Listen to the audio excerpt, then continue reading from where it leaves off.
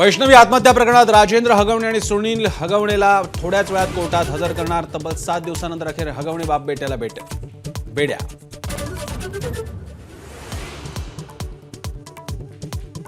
फरार असताना राजेंद्र हगवणे पुणे, सातारा, कोल्हापूर जिल्ह्यात आलिशान गाड्या, हॉटेल, फार्म हाऊसवर होता थाट। पुण्यात असूनही अटक न झाल्यानं पोलिसांच्या भूमिकेवर संशय।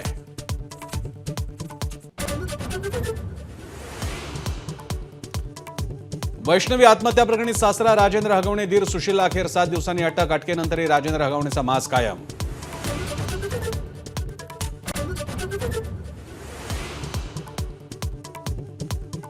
अटकेपूर्वीचा हगवणे बापलेकाचा हॉटेलमधला जेवतानाचा सीसीटीव्ही समोर। हुंडाबळी घेणाऱ्या बापलेकाचा हॉटेलमध्ये ताव।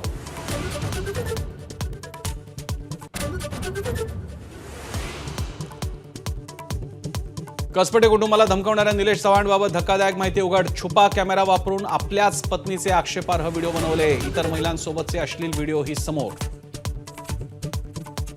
वैष्णवी हगवणेचा सासरा राजेंद्र आणि तिचा मोठा दीर सुशील यांना अखेर पकडून कोर्टात हजर करण्यात येत आहे।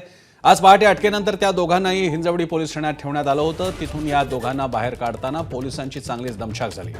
पोलीस ठाण्याबाहेर काही महिला संघटना आक्रमक झाल्या होत्या, त्यामुळे या दोघांनाही मागच्या दारानं बाहेर काढण्याची वेळ पोलिसांवर आली।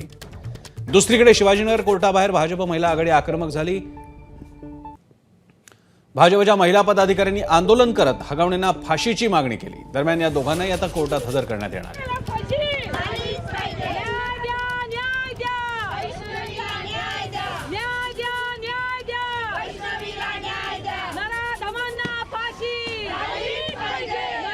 आपल्या प्रतिनिधी शिवानी पांढरे आपल्याला अधिक माहिती देतात। शिवानी, आत्ताचं काय स्टेटस आहे कोर्ट कचेरीतल्या या कामकाजाचं, हगवणे कुटुंबियांबाबतीतलं, आणि आंदोलनाची काय स्थिती आहे?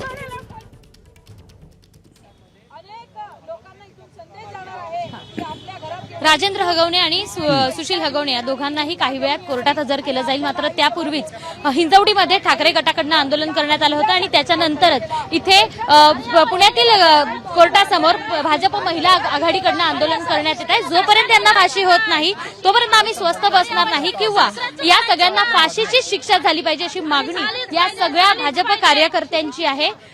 असा एखाद्या वेळेस छळ होतो आणि असं सगळं प्रकरण समोर होतं। प्रतिष्ठित कुटुंबाकडनं हे प्रकरण समोर येतं, काय नेमकं? हे बघा, ही मानसिकता आहे। प्रतिष्ठित असो नाही तर कुठलाही असो, जी हाव आहे ती वाईट आहे। त्यांच्याकडे नाही अशातला भाग नाही, परंतु त्या मुलीचा छळ त्यांनी केला आणि आपण जर एक पदाधिकारी असताना सुद्धा तो त्याचा गैरवापर करत होता। म्हणून समाजामध्ये चुकीचा संदेश मुळी सुद्धा जाऊ नये की तो राजकीय पदाधिकारी आहे म्हणून त्याला सोय अजिबात होणार नाही, त्याला शिक्षा होणार। हे महायुतीचं सरकार आहे, हे बहिणींच्यासाठी चाललेलं सरकार आहे। महिला आघाडीकडनं व्यवस्थित काम करण्यात येत नाही असे आरोप केले जात आहेत आणि इथे कुठेतरी महिला आयोगाने हलगर्जीपणा केला असं दिसतं। नाही, हलगर्जीपणा नाही येत आई। आम्हाला थोडं लेट कळालं होतं, पण ते त्याच्यावरती प्रतिसाद देतात आहे आणि कारवाई होणारच आहे। आम्ही तर सगळ्यांनी एकच मागणी केलेली की त्याच्यावरती फाशीचाच गुन्हा व्हावा, हीच आम्ही कारवाई करतो। महिला आघाडी इथे आक्रमक झाल्याचं पाहायला मिळत आहे। काही वेळापूर्वी इथे गोंधळ झाल्याचं वातावरण आपल्याला बघायला मिळालं होतं, कारण या ठिकाणी दोर टाकण्यात आला होता, महिला कोणत्या पद्धतीने पुढे येऊ नये। जेव्हा आरोपीला आणण्यात येईल त्यावेळी या ठिकाणी कोणताही गोंधळ होऊ नये याची सगळी खबरदारी पोलिसांकडनं घेण्यात आली होती। मोठ्या प्रमाणात मागे असू देत किंवा पुढे सगळीकडे पोलीस बंदोबस्त तैनात करण्यात आहे। महिला आक्रमक झाल्या आहेत, एवढंच नाही तर आरोपींना शिक्षा व्हावी अशी मागणी या सगळ्या महिला करताना दिसत आहेत। प्रसन्न, धन्यवाद तुम्ही दिलेल्या माहितीबद्दल। एकूणच संतप्त वातावरण आहे। विविध संघटना आवाज उठवतायत आणि मागणी करतायत हगवणे कुटुंबियांच्या या सासरा आणि त्याच्या मुलाच्या, गुन्हेगार मुलाच्या, आरोपी मुलाच्या फाशीची।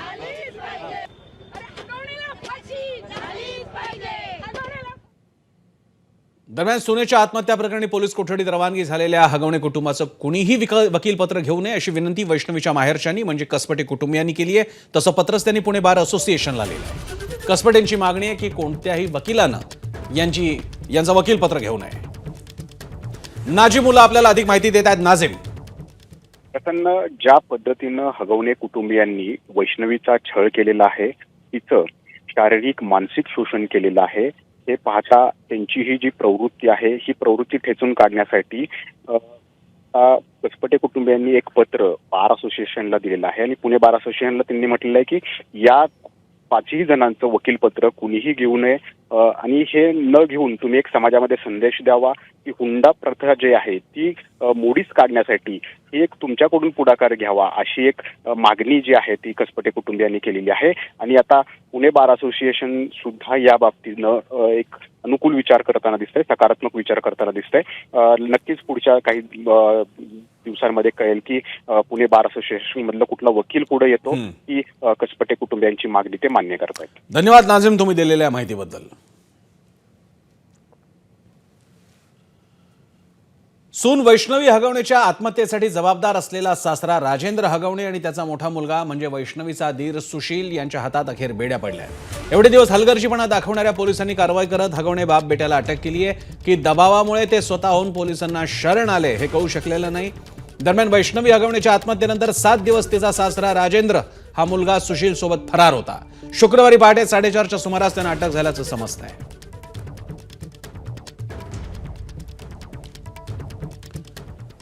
राजेंद्र आणि सुशील हगवणेच्या अटकेनंतर वैष्णवी आत्महत्या प्रकरणात आतापर्यंत कोण कोण गजाआड झालंय पाहूयात ग्राफिक्सद्वारे.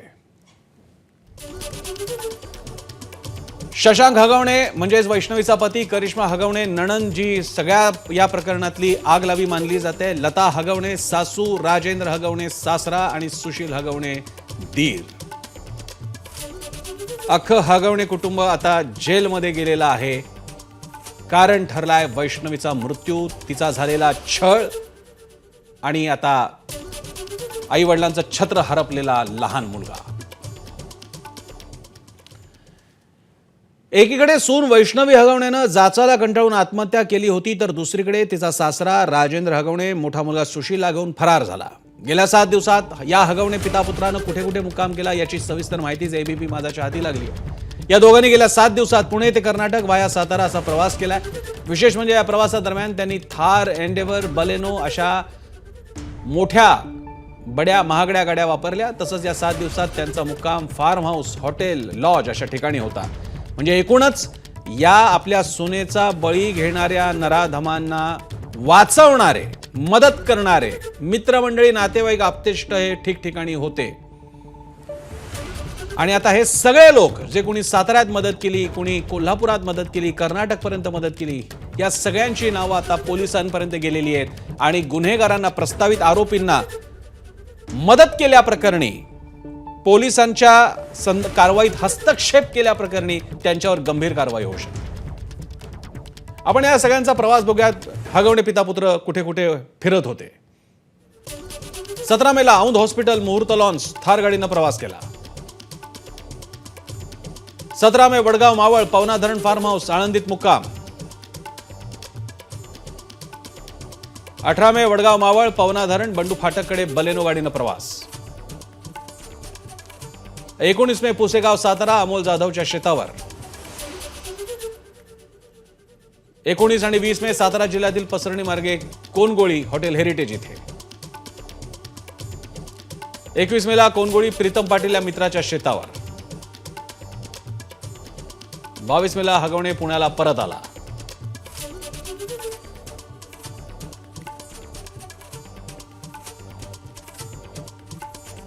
तर अशा प्रकारे हा सगळा प्रवास चालू होता हगवणे पितापुत्राचा. दरम्यान वैष्णवीच्या मृत्यूला जबाबदार असलेला फरार सासरा राजेंद्र हगवणेचा पोलिसांनी अटक केल्यानंतरही माजोरडेपणा काही कमी झाला नव्हता. मुलगा सुशीलसह राजेंद्राला हातात बेड्या आणि तोंडावर काळं कापड टाकून पोलीस स्टेशनमध्ये आणण्यात आलं. तेव्हा उपस्थित पत्रकारांनी त्याला पश्चाताप होतोय का असा प्रश्न विचारला. त्यावेळी एखाद्या सराईत आरोपी किंवा गुन्हेगाराप्रमाणे तो वागला. एखाद्यानं मान खाली घातली असती, पण राजेंद्र हगवणेनं आपला मास कायम ठेवत चीड आणणारी रिॲक्शन दिली. तुझ्यावर खुनाचा आरोप आहे, तुला काय बोलायचंय असं पाठोपाठ प्रश्न विचारल्यानंतर राजेंद्र हगवणेनं हातवारे करत नकारार्थी मान बुडवला.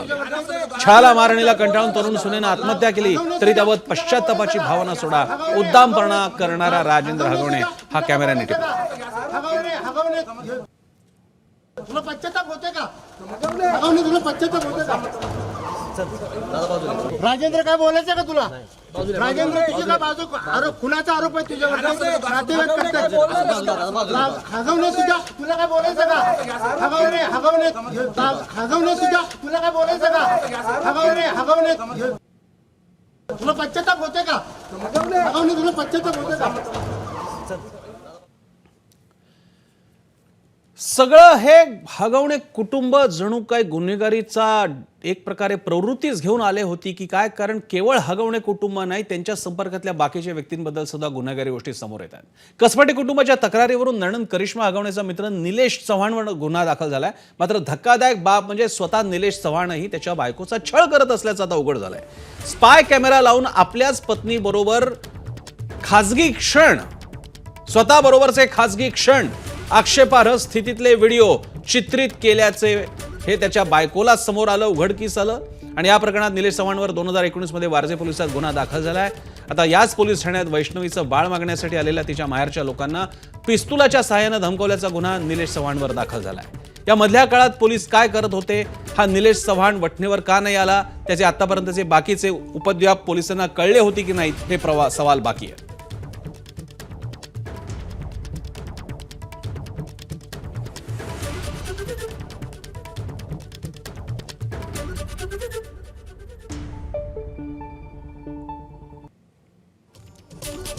तीन जून 2018 निलेश चव्हाणचं लग्न झालं होतं. जानेवारी 2019 निलेशच्या पत्नीला बेडरूममध्ये पंख्याला लटकलेली संशयास्पद वस्तू दिसली. विचारणा केली असता निलेशनं उडवाउडवीची उत्तरं दिली. फेब्रुवारी 2019 बेडरूमच्या एअर कंडिशनरमध्येही काही संशयास्पद वस्तू आणि त्यावरही उडवाउडवीची उत्तरं मिळाली त्याच्या बायकोला. त्यामुळे तिचा संशय बळावला. निलेशच्या लॅपटॉपमध्ये पत्नीला दोघांचे एकांतातले व्हिडिओ आढळले. स्पाय कॅमेऱ्याने त्याने हे चित्रण केलं होतं. निलेशच्या लॅपटॉपमध्ये इतर मुलींसोबतचे त्याचे आक्षेपार्ह व्हिडिओ सुद्धा तिला मिळाले. पत्नीनं जाब विचारला असता निलेशने चाकू दाखवून तिला धमकावलं आणि तिचा गळा दाबला.